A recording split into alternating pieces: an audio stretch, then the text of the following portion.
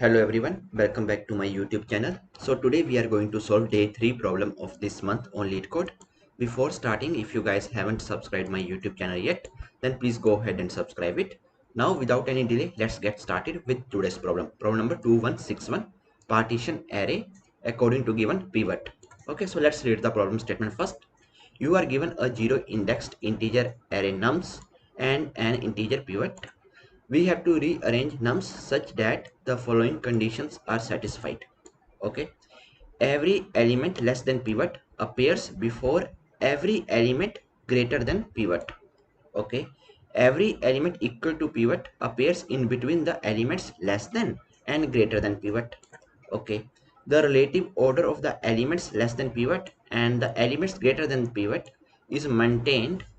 More formally, consider every pi, pj, where p of I is the new position of the ith element and p of j is the new position of the jth element. So if I is less than j and both elements are smaller or larger than pivot, then in that case p of I should be less than p of j. Okay, and then in that after that we have to return the nums after the rearrangement. Okay, so let's understand this with an example here.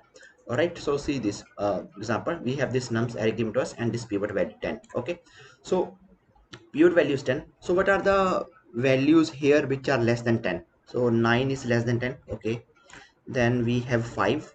Okay, then here we have 3. Okay, so I'm not changing the order, right? 9 comes first, so I'm writing 9 first, then 5 I'm writing. Okay, and then I'm writing 3. Okay, it's not like I'm writing 3, 5 and 9. I'm writing 9, 5 and 3. Okay, and now after that the values which are equal to pivot. Okay, so this 10 and this 10. Okay, so let's write these two tens. Okay, done. Then the elements which are greater than this pivot, so we have 12, so I'm writing 12 first, and then again here 14. Okay, I'm writing 14 here, and that's it. So this is going to my output. Okay, 9, 5, 3, 10, 10, 12 and 14. Okay, so this is my output. Okay, now see this example 2. Here we have pivot value 2. Okay, so the values which is smaller than this pivot, -3, so I'm writing -3 first. Okay, then I move forward. Here I see 4, then 3, then 2. Okay, that's it. So now the elements which are equal to pivot is only 2. Okay, done.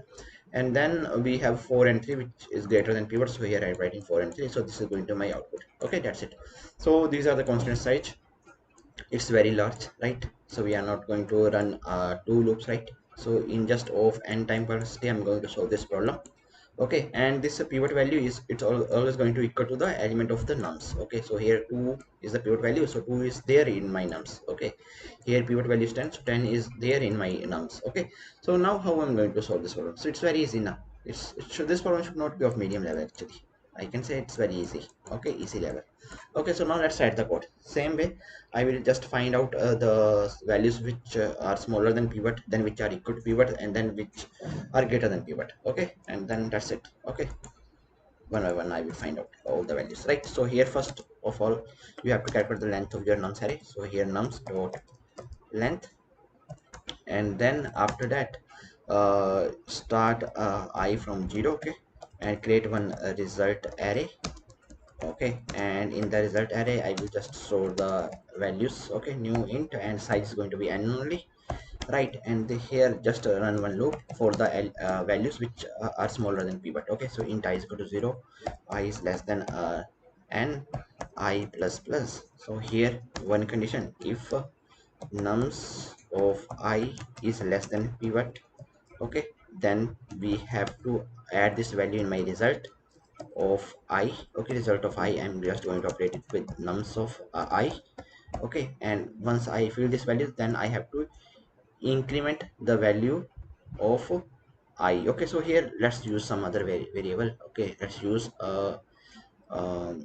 Okay, so here result of R, I'm going to fill it with nums of I, and then after that once I fill the value at 0 index, okay, at R is equal to 0, I will just increment the R. Okay, that's it. So this is for the values which are smaller than pivot. Okay, same way for the values which are equal to pivot, so here I have to update those in my result array. Okay, same way for the values which are greater than pivot, So I have to update those in my nums array, okay, result array. And once all this is done, okay, then you have to simply return result. That's it. Okay, now let's run the code and see if the code issue. We'll try to fix that. See, all the test cases has been accepted. Now let's submit it.